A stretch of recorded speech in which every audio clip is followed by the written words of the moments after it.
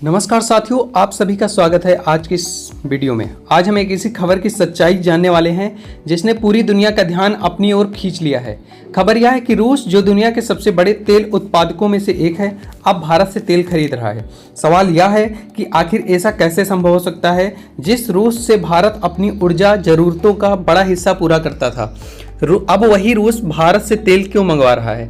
क्या रूस के पास तेल खत्म हो गया है? यह खबर सच है या केवल अफवाह? आइए पूरे मामले को विस्तार से समझते हैं।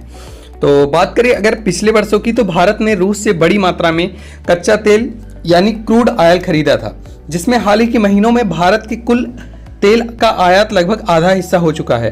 और बताया जा रहा है कि ऐसे में जब यह खबर सामने आई कि रूस भारत से तेल खरीद रहा है, तो हर किसी के मन में यही सवाल उठता है कि आखिर यह हो क्यों रहा है। असल कहानी क्रूड ऑयल और रिफाइंड फ्यूल के बीच अंतर को समझने में छिपी हुई है। रूस के पास आज भी कच्चे तेल की कोई कमी नहीं है। समस्या तेल निकालने की नहीं, बल्कि उसे पेट्रोल, डीजल और अन्य ईंधनों में बदलने की क्षमता से पैदा हुई है। यूक्रेन और रूस के बीच चल रहे युद्धों के दौरान यूक्रेन ने रूस की कई ऑयल रिफाइनरी और स्टोरेज सुविधाओं को निशाना बनाया है। इन मामलों की वजह से रूस की रिफाइनिंग क्षमता प्रभावित हो चुकी है और देश के कई हिस्सों में पेट्रोल और डीजल की कमी महसूस होने लगी है।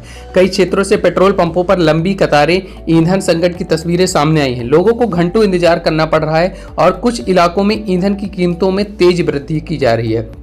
यही भारत की भूमिका शुरू होती है। भारत दुनिया के सबसे बड़े तेल रिफाइनिंग देशों में शामिल है। भारत रूस से सस्ता कच्चा तेल खरीदता है, उसे अपनी आधुनिक रिफाइनरी में प्रोसेस करता है और फिर तैयार पेट्रोल, डीजल को अंतर्राष्ट्रीय बाजार में बेचता है।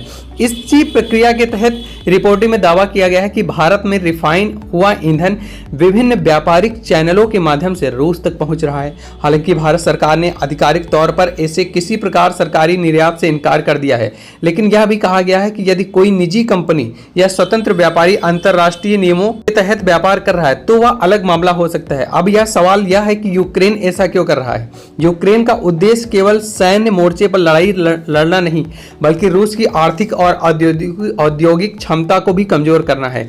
रिफाइनरी की अगर बात करें तो ईंधन भंडारण केंद्रों और सप्लाई नेटवर्क पर हमले करके यूक्रेन रूस पर दबाव बनाना चाहता है, ताकि वह बातचीत की मेज पर आने के लिए मजबूर हो।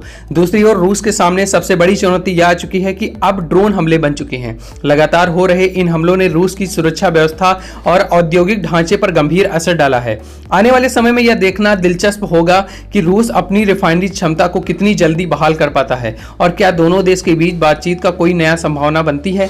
फिलहाल इतना जरूर कहा जा सकता है कि रूस के पास तेल की कमी नहीं है, बल्कि समस्या उसे उपयोगी ईंधन में बदलने की क्षमता में आई बाधाओं की है। और यही कारण है कि दुनिया आज एक ऐसा दृश्य देख रही है जिसकी कुछ साल पहले शायद ही किसी ने कल्पना की होगी कि रूस भारत से रिफाइंड ईंधन खरीदने की स्थिति में पहुंच गया है। आप इससे पूरे मामले को कैसे देखते हैं? अपनी राय हमारे कमेंट सेक्शन में जरूर बताएं। अगर वीडियो पसंद आई तो वीडियो को लाइक करें, शेयर करें और चैनल को सब्सक्राइब करना बिल्कुल ना भूलें। धन्यवाद।